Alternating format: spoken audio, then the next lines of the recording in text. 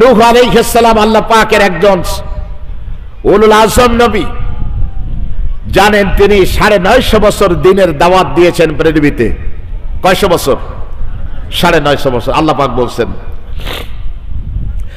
আল্লাহ রাব্বুল আলামিন বলেন, ওয়ালাকাদ আরসালনা নূহান ইলা কওমিহি ফালাবিথা ফীহিম আলফ সানাতিন ইল্লা 50 আমা।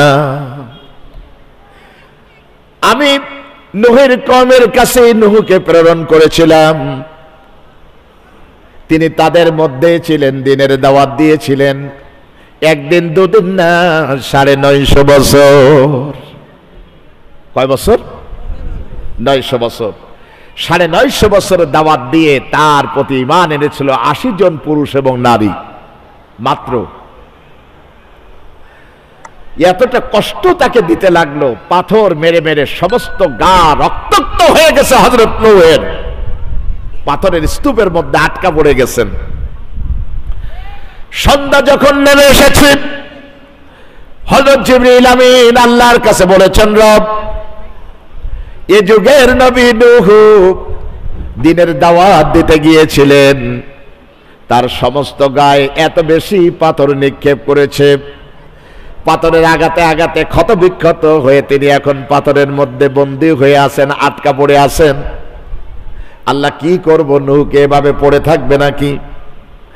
আল্লাহ রাব্বুল আলামিন বলতেন, যাও জিবরিল, তোমার ডানা দিয়া আমার নূহকে সুন্দর করে ঝেড়ে মুছে সাফ করে দাও, যেন সে শারীরিকভাবে সুস্থতা অর্জন করে আগামী দিন আমার কালেমার দাওয়াত নিয়ে মানুষের কাছে যেন যেতে পারে। অত্যাচার নির্যাতনের তীব্রতা চলতে লাগলো। আপনারা জানেন সূরা তাহরিমের ভিতরে আল্লাহ রাব্বুল আলামিন কি সুন্দর করে বলেছেন, পৃথিবীতে কাফিরদের ঘরের মধ্যে 2 জন নারী ছিলেন, সেই নারীরা ছিলেন উৎকৃষ্ট, নিকৃষ্ট ছিলেন নবীদের ঘরের মধ্যে। তার মধ্যে হযরত ইমরাতান নূহ বলা হয়েছে, হযরত নূহের স্ত্রী। ঘরের মধ্যে আল্লাহর নবীর, পৃথিবীর কোন নবী কিন্তু নবীদের স্ত্রীরা কখনো জেনা করে নাই, অন্য মানুষের সাথে পরপুরুষের সাথে মেলামেশা করে নাই।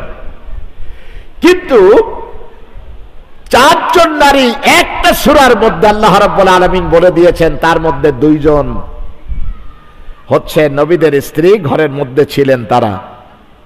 ঘরে থেকেই ইসলামের বাত কাটতেন তারা, যে কারণে আল্লাহ রাব্বুল আলামিন শিক্ষণীয় হিসাবে কোরআনুল কারীমের মধ্যে এটা কোট করে দিয়েছেন। ইমরাতান নূহ, নূহের স্ত্রী, তার একটা ছেলে ছিল, তার নাম ছিল হাম, কেউ কেউ বলেছেন কেনান। প্রিয় ভাই সব, এই সন্তানটি কিন্তু ইসলাম কবুল করে নাই, হযরত নূহের দ্বীন সে কবুল করে নাই। তারাও বাতিল শক্তির সাথে একাকার হয়ে আল্লাহর দ্বীনের বিরোধিতা করত। তারা এই পাশে কারাই খুচরো পয়সা বেশি নাড়ে, তো পিছনে বেশ ওরা আনন্দে আছে আর কি। নূহ আলাইহিস সালামের উপরে অত্যাচার নির্যাতনের স্টিম রোলার যখন চলতে লাগলো, নিষ্ক্রান্ত হয়ে গেলেন তিনি। উনি বললেন, ইন্নী মাগলুবুন ফান্তাসির, আল্লাহ আমি এখন নিষ্ক্রান্ত, আর অত্যাচার নির্যাতন আমি অ্যাকসেপ্ট করতে পারতেছি না, আমার জন্য কষ্টকর হয়ে যাচ্ছে, ফান্তাসির তুমি সাহায্য করো। মুফাসসিরগণ বলেছেন, ফান্তাসির বলতে তিনি বুঝিয়েছেন, আল্লাহ তুমি প্রতিশোধ নাও। একদিন সকালবেলা হযরতে জিবরিল আসলেন হযরত নূহের কাছে, সুবহানাল্লাহ বলেন। হাতের মধ্যে একটা চারা জান্নাত থেকে নিয়ে এসেছেন, বললেন, আল্লাহ নবী নূহ, আল্লাহ পাক বলেছেন যেই জায়গাটাতে লোকজন কম হাঁটে, এরকম একটা নিরাপদ জায়গায় পাহাড়ের কোল ঘেঁষে আপনি এই গাছটা লাগাবেন, এটা কিন্তু দুনিয়ার গাছ না, এটা জান্নাতের গাছ।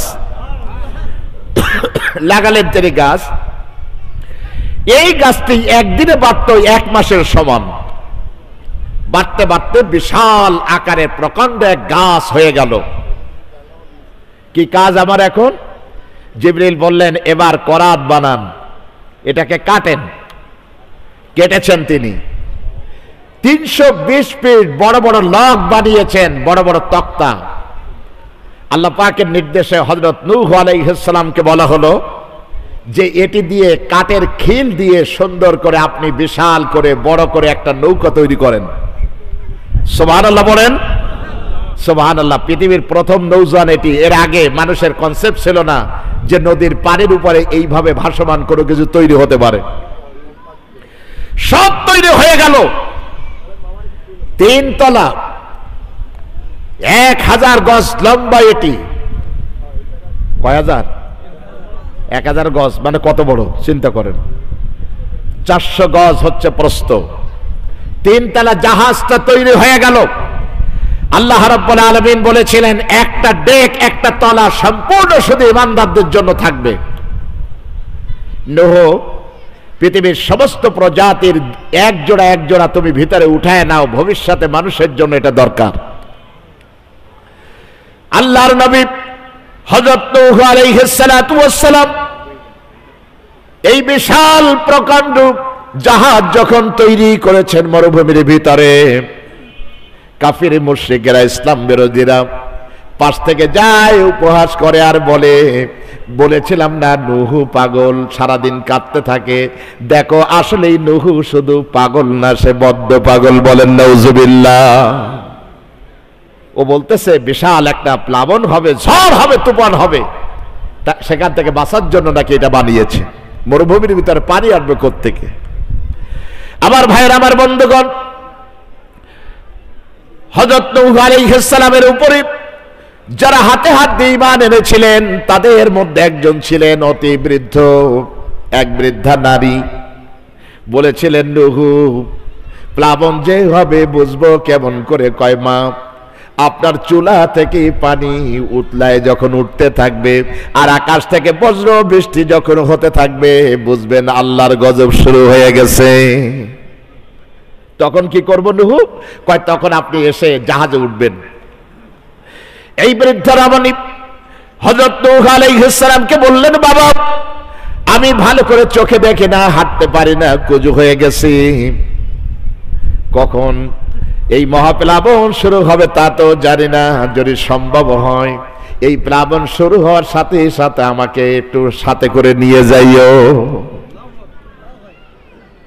ভাই আমার, তাচ্ছিল্য প্রদর্শন করার জন্য ইসলাম বিরোধীরা, হযরতে নূহ আলাইহিস সালামের বিরোধীরা রাতের আধারে এসে নূহ আলাইহিস সালামের এই বিশাল জাহাজের মধ্যে প্রসাব পায়খানা করতে লাগলো। নূহ আলাইহিস সালাম কাঁদতেন আর বলতেন আল্লাহ নৌকা বানায় ফেলায় রাখছি, তার উপর আবার পায়খানা করতেছে আমার প্রতি ঘৃণা প্রদর্শন করার জন্য। আল্লাহ বললেন করতে দাও, চলতে থাকুক, আমি আল্লাহ এর লাগাম ধরে আছি। সুবহানাল্লাহ। টইটম্বুর হয়ে গেল গোটা জাহাজ। সন্ধ্যা নেমে আসতে সমস্ত মানুষের লাইন পড়তো সেখানে ল্যাট্রিন করার জন্য। আল্লাহকে দেখতেছেন না? দেখতেছেন না? ওয়ামাকারু ওয়ামাকারাল্লাহ আল্লাহু খায়রুল মাকিরিন। আল্লাহ বলেন ওরা আমার দ্বীনের বিরুদ্ধে ষড়যন্ত্র করে, আমি আল্লাহ কৌশল অবলম্বন করি আর আমার কৌশল অত্যন্ত সূক্ষ্ম। বলুন সুবহানাল্লাহ। দেখুন আল্লাহ পাকের খেলাটা কি। যখন দেখা গেল সমস্ত জায়গা টইটম্বুর হয়ে গেছে, একদিন এক খোড়া মানুষ সকালবেলা গিয়ে উঠছে ফজরের কিছু আগে, পা পিছলায় মশলার মধ্যে পড়ে গেছে। উনি মশলা বোঝেন তো, একেবারে ফার্স্ট ক্লাস মশলা, তার মধ্যে পড়ে গেছে জাহাজের মধ্যে। পা তো একটা ভালো না, ওই হাত দিয়ে কোন রকম সালাতে সালাতে সমস্ত গায়ের মধ্যে লেগে গেছে। ও যখন জাহাজের ডেকের উপরে উপরে উঠে আসছে তখন দেখে তার সেই পঙ্গু পাটা ভালো হয়ে গেছে। গোটা শহর জুড়ে ছড়িয়ে পড়ল নূহের নৌকা, এর মধ্যে যে পায়খানা প্রসাব আছে এটা হচ্ছে শেফা। যে সেখানে যাবে এটা গায়ে লাগালে অসুস্থ মানুষ সুস্থ হবে। এবার দেখেন চোখে দেখে না, সে যাইও এক ডুব দেয়। হাতে ব্যথা, সে যাইও এক ডুব দেয়। ডুব দেয় কিসের মধ্যে? আহা, আল্লাহ বললেন নূহ নৌকা আবার সাফ হবে কেমন করে এটা চিন্তা করতেছো, দাঁড়াও সাফ করার ব্যবস্থা আমি করিয়ে দিচ্ছি। প্রতি রাত্রে প্রতিযোগিতা শুরু হতে লাগলো। গোটা শহরের মানুষ যার মধ্যে যে সমস্যা আছে সমস্যার কথা মনে করে এসে ঝাঁপ দেওয়া শুরু করেছে। কয়েকদিনের মধ্যে প্রস্রাব পায়খানার কিচ্ছু নাই, সব গায়ে গায়ে উঠে চলে গেছে। পরে যারা আসলো চিন্তা করলো, আহারে আমারও তো একটু ট্রিটমেন্ট দরকার, ঔষধের দরকার, দাওয়াই দরকার, কি করি এখন? তো কি করেছে, বাড়ি থেকে পানি এনেছে, পানি জাহাজের মধ্যে দিয়ে বা নিজেরা শক্ত কোনো কিছু দিয়ে এটাকে মেজে মেজে ধরছে যেন ময়লাগুলি সব সাফ হয়। এই পানিগুলি যখন নিচে জমা হয় অত্যন্ত সতর্কতার সাথে গায়ে শুধু মাখে না, পাত্রের মধ্যে করে নিয়ে আসে। ওরা জানে বাড়িতে অসুস্থ মানুষের গায়ে লাগালেও সেও সুস্থ হয়ে যাবে। আল্লাহর কৌশল দেখতেছেন। বাংলাদেশে যারা আওয়ামী লীগ করত, বিগত দিনগুলিতে যারা ছড়ি ঘুরিয়েছে প্রাচ্য এবং গোটা বাংলাদেশ শুধু নয় গোটা বিশ্বের বুকে টুপিওয়ালা মানুষদের দুর্নাম করার জন্য যাদের মুখটা শানিত হয়ে গেছিল, বড় বড় আলেমদের কোমরের মধ্যে বড় বড় রশি দিয়ে বেঁধে বেঁধে তারা সকাল বিকাল তাদেরকে কোর্টে তুলত।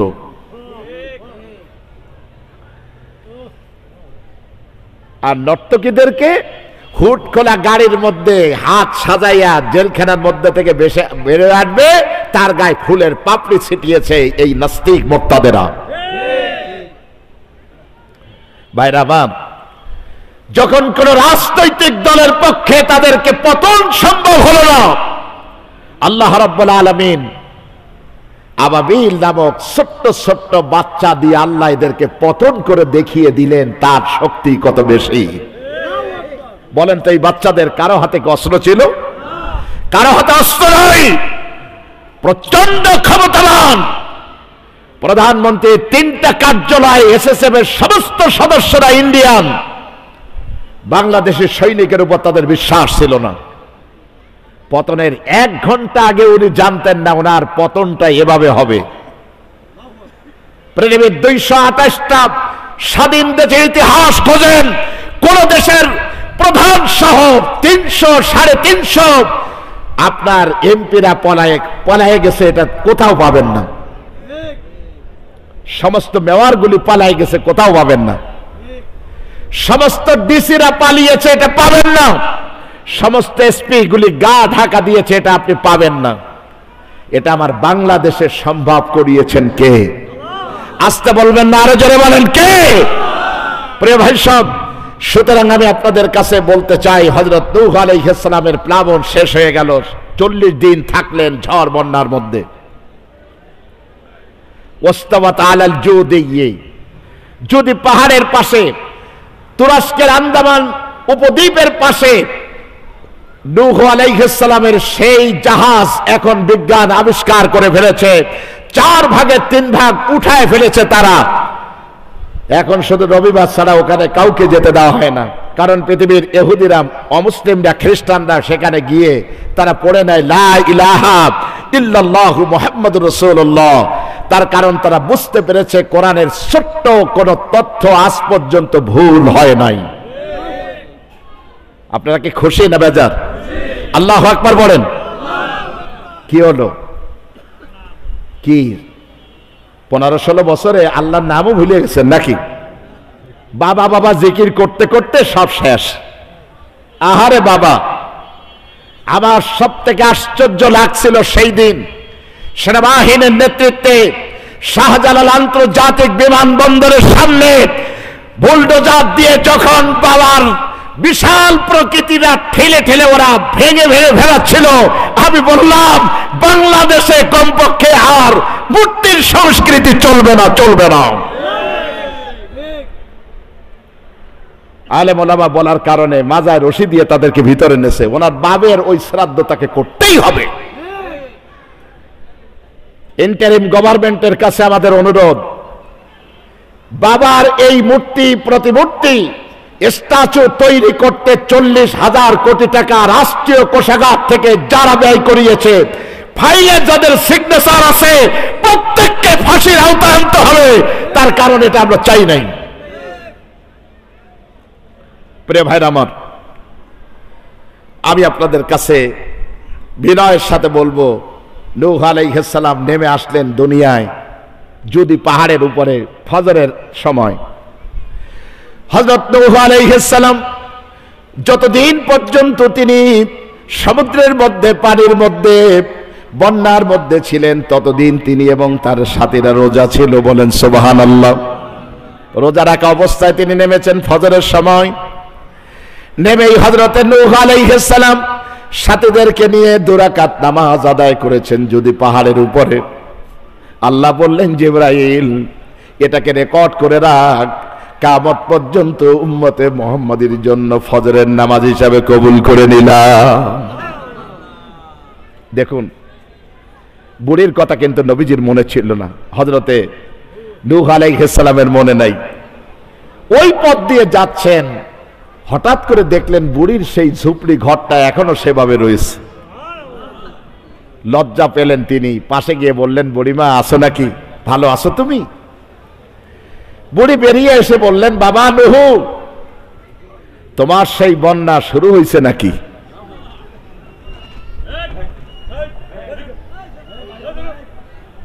জোরে বলুন না সুবহানাল্লাহ। নূহ, তোমার সেই বন্যা যার কথা তুমি বলছিলা, সেই বন্যা কি শুরু হলো নাকি? বলেন তো দেখি, বুড়ির এই ছোট্ট ঝুপড়ির মধ্যে এই লক্ষ লক্ষ কিউসেকের হাত থেকে বুড়ি এবং বুড়ির সমস্ত জিনিসপত্র যিনি রক্ষা করতে পারেন, তিনি কে? আসতে বলবেন না, তিনি কে? তিনি কি এখনো আছেন না নাই? তার সেই শক্তি কি এখনো আছে না নাই? প্রিয় ভাই সব, হযরত নূহর পরে দেখেন পৃথিবীর সমস্ত নবীরা কষ্ট করেছেন। কিভাবে কষ্ট করেছেন? এক একজনের পরীক্ষা কিন্তু এক এক রকম। আপনি দিন কবুল করেছেন, আপনি যে যত বেশি ইমানদার হবে তার পরীক্ষা দুনিয়াতে তত বেশি হবে। কথা কি ঠিক বলছে না ভুল বলছি? এই কারণে আমার ভাইরা, মুসলিম মনীষীগণ বলেছেন, 40 দিন অপেক্ষা করো তোমার বাড়ির দরজায় নতুন কোনো পরীক্ষা আসে কিনা। যদি না আসে, নতুন করে তওবা করে আল্লাহর কাছে বলো, আল্লাহ আমি কি মুমিন নাই? মুমিন যদি থাকতাম তাহলে তো আমার ঘরের দরজায় বিপদ আপদ আসতো। আমাদের দেশের সিস্টেমটা কি? বিপদে পড়লেই কয় আহারে সব গেল, আল্লাহ আর কারণে সয়ে দেখলো না। কথা কি ঠিক বলছে না ভুল বলছি? এটা কিন্তু সুন্নাত তরিকা না। আপনার উপরে বিপদ আসতেই হবে, তা না হলে বুঝবেন আপনি মুমিনের খাতা থেকে মুনাফিকের খাতায় চলে গেছেন। প্রিয় ভাই সব, ইউনূস আলাইহিস সালামকে পরীক্ষা নিয়েছেন আল্লাহ। কে নিয়েছেন? যত আলেম ভাইরা আমার আলোচনা শুনতেছেন, অনেকেই মনে করেছেন যে নিজের এলাকার ভিতরে দিনের দাওয়াত এত দেওয়ার দরকার নেই, দূরে কোথাও গিয়ে দিই। কিন্তু কোরআন শরীফের শিক্ষাটা হচ্ছে, ওয়ালিয়ুনজিরু কওমাহুম ইযা রাজাউ ইলাইহিম। দিন শিক্ষা করে যখন আপনি পরিপক্ক হবেন, আপনার জাতির কাছে, আপনার গ্রুপের কাছে, আপনার এলাকায় আপনার কিছু হক আছে, এটা আদায় করতে হবে, আল্লাহ পাক বলেছেন। সুতরাং আপনাদের কাছে অত্যন্ত বিনয়ের সাথে বলছি, দ্বীনের দাওয়াত থেকে নিজেদেরকে গাফিল কখনো রাখবেন না। কামিল পাস করছে, 5 ওয়াক্ত নামাজ এখন পড়ে না জামাতে। কামিল পাস করছে, মুখ থেকে একটা শব্দ বের হয় না। এই আলেমের কোনো দরকার আছে বলেন? উনি একা বাঁচলো, মানুষদেরকে সতর্ক করলো না। প্রিয় ভাই সাহেব, আমার ভাইয়েরা, আমার ভাইয়েরা, যে যেখানে বসে আমার কথা শুনতেছেন, নূহ আলাইহিস সালাম, এরপরে হযরত ইউনূস আলাইহিস সালাম যখন তার কওম থেকে শ্বশুর বাড়ির উদ্দেশ্যে, জাফা নগরীর উদ্দেশ্যে বের হচ্ছিলেন, 3 সন্তান ছিল সাথে, স্ত্রী ছিল সাথে। আমার ভাইয়েরা, নিনিওয়া থেকে জাফা নগরী 75 কিলোমিটার দূর। পথের মধ্যে বসে, সমুদ্রের পথ ছাড়া কোনো পথ খোলা ছিল না। জাহাজে উঠতেন, উঠার জন্য সবার আগে তিনি বড় ছেলেকে উঠাতে চাইলেন, বড় ছেলে মুহূর্তের মধ্যে পড়ে গেল নিচে। সমুদ্রের পানির মধ্যে সে হারায় চলে গেল বন্দর নগরী থেকে। এরপরে আর একটা ছেলেকে বাঘ এসে থাবা দিয়ে হযরত ইউনূস নবীর হাত থেকে নিয়ে চলে গেল। আর একটা সন্তানও পানির মধ্যে পড়ে গেল। স্ত্রীকে উঠাবেন তিনি। এবার হাত দিয়ে আমরা যখন স্ত্রী নিয়ে বের হই, নবীদের সুন্নত আগে স্ত্রীকে উঠাইয়া যানবাহনে তারপর আমরা উঠি। হযরত নূহ আলাইহিস সালাম যানবাহনে যখন স্ত্রীকে উঠিয়েছেন, প্রবল বেগে একটা ঝাপটা এসে আমার ভাইরা হযরত ইউনূস নবী থেকে আলাদা হয়ে গেছে স্ত্রী সেই জাহাজের মধ্যে। এমনি করে সব হারিয়ে ফেলেছেন। হযরত ইউনূস আলাইহিস সালাম মনে মনে চিন্তা করলেন, যদি এখন আমি আমার কওমের কাছে ফিরে যাই, ওরা তো আমাকে মারবে। ওদেরকে আমি আশ্বাস দিয়েছিলাম 3 দিনের মধ্যে আল্লাহর গজব এবং আযাব নাজিল হবে, তা তো আসে নাই। সুতরাং আমি চলেই যাব। জাহাজের মধ্যে উঠে পড়লেন। আল্লাহ রাব্বুল আলামিন হযরত ইউনূস নবী এই কাজটিকে পছন্দ করলেন না। ইস্তেহাদি কথা ছিল কিছুটা হলেও। দেখুন আল্লাহ রাব্বুল আলামিন প্রচন্ড ঝড় বন্যা শুরু করে দিলেন সমুদ্রের ভিতরে। মাগরিবের নামাজের কিছু পরে ভিতরে বসে লটারি হয়ে গেল, হযরত ইউনূস নবীর নাম বারবার আসলো। ভাইরা আমার, তখনকার যুগের মানুষ যখন অপরাধ করত, তখন দুনিয়াতে একটা শাস্তি হতো, আর চূড়ান্ত শাস্তির জন্য কিয়ামতের মাঠ তো আছে। আপনার আমার নবী বড় দয়াবান, উম্মত পাগল, এতটা পাগল। আপনার আমার নবী সাইয়্যিদুল মুরসালিন জনাবে মুহাম্মদ রাসূলুল্লাহ সাল্লাল্লাহু আলাইহি ওয়াসাল্লাম, তিনি কাবা শরীফের চৌকাঠির সাথে হাতটা লাগাইয়া চোখের পানি ছেড়ে দিয়ে বলতেছেন, রব্বুল আলামিন, আমার উম্মত ছোট্ট একটা জীবন নিয়ে দুনিয়ায় আসে, অল্প কিছুদিন হায়াত তারা পায়। তুমি যদি দুনিয়াতে একটা শাস্তি তাদেরকে দাও, ওরা তো ধ্বংস হবে, আমি এটা চাই না। আল্লাহ রাব্বুল আলামিন বললেন, নবী হে, চোখের পানি ফেলবেন না, আপনার হাত হচ্ছে মুস্তাজাবুদ দাওয়া। হাত তুলতে যতটুকু সময় আমার কাছে কবুল হতে ততটা সময় লাগে না। নবীজি কাঁদবেন না, আমি কথা দিচ্ছি আপনার কোন উম্মতকে পাপের জন্য দুনিয়াতে আমি শাস্তি দিব না।